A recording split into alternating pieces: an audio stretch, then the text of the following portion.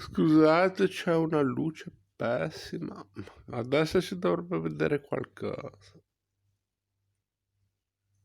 Renato Berti, un volumetto preso al bacio, a libraccio.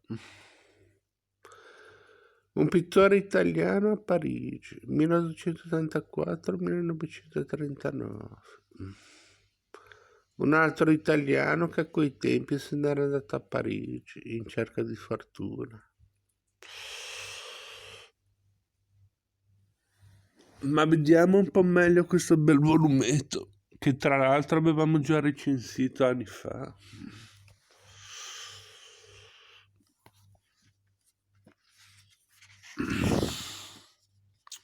A cura di Isabella Maduzzi, edizioni E.T. E.T. telefono a casa.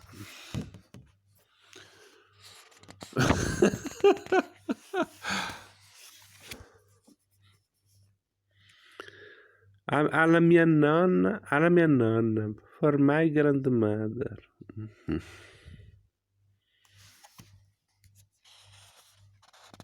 Un volumetto che è uscito nel 2007 per l'IT.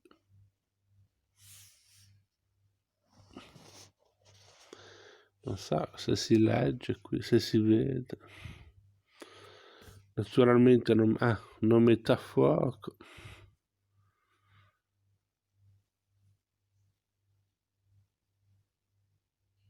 Dovrebbe leggersi.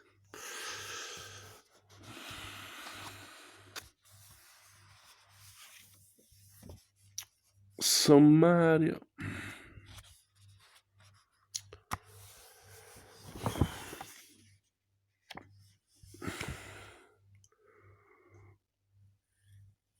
Un giorno credi di essere giusto e di essere un grande uomo, e in un altro ti svegli e devi cominciare da zero.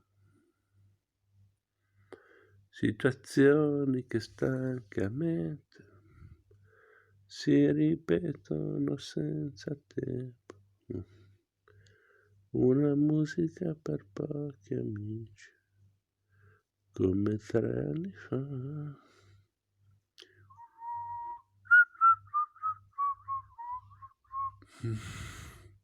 Elio Franzini, Renato Berti, è la tradizione nella Parigi dell'avanguardia.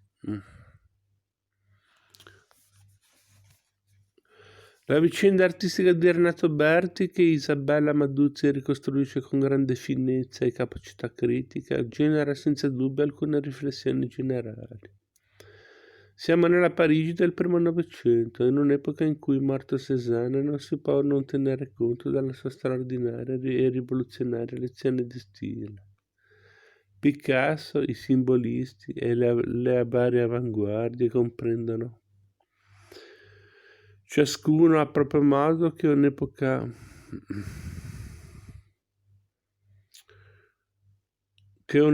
volge al termine e che gli strumenti espressivi vanno modificati perché non se ne perda la forza semantica. In questa esigenza quasi ossessiva di nuovo, Berti rappresenta una voce particolare, forse ricordando senza polemica alcuna che nelle temperie, e perché le temperie possa risaltare, deve rimanere ben vivo il senso di una tradizione. Tradizione che è nel suo caso la consapevolezza che solo lo sviluppo indipendente e conseguente dall'immagine come figuratività può assicurare alla pittura una permanenza.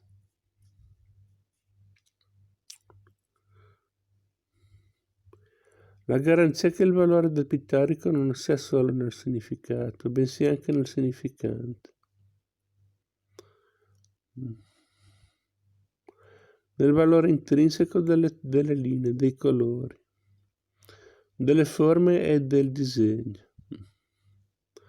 Berti permette così di ricordare che anche quando sembra dominare l'innovazione, con tutte le sue mitologie, continuano a permanere differenti modi di espressione, sono quelli che hanno attraversato sia la storia che sia la conoscenza, dichiarando al tempo stesso i pericoli delle contaminazioni tra linguaggio e gli equivoci pseudo-teorici che essi suscitano.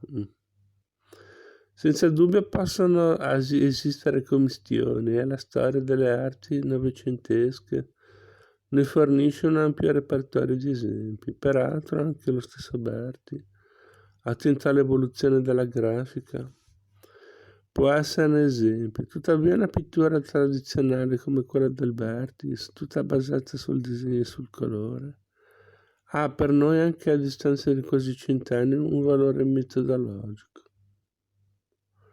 Il sapere è costituito da forme e ciascuna di esse possiede significati che assumono pienezza soltanto all'interno di contesti loro propri, tali da evitare confusioni, spesso attraversate da fiati, bafflati, magici e misterici. Infatti, l'immagine pittorica non può mai essere ridotta a un fisso repertorio di tipi, bensì deve venire sempre ricondotta alla considerazione del suo autonomo svilupparsi, nella consapevolezza che è qui che si genera il senso storico e culturale. Ciò significa che i contenuti simbolici delle opere d'arte, al di là delle variabili, denominazioni ed etichette, sono nelle cose stesse.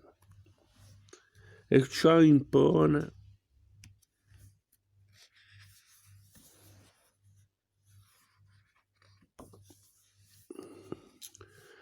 un'educazione dello sguardo e non un'enfasi della pura teoria. Bene, per adesso ci possiamo anche fermare qui. Alla prossima.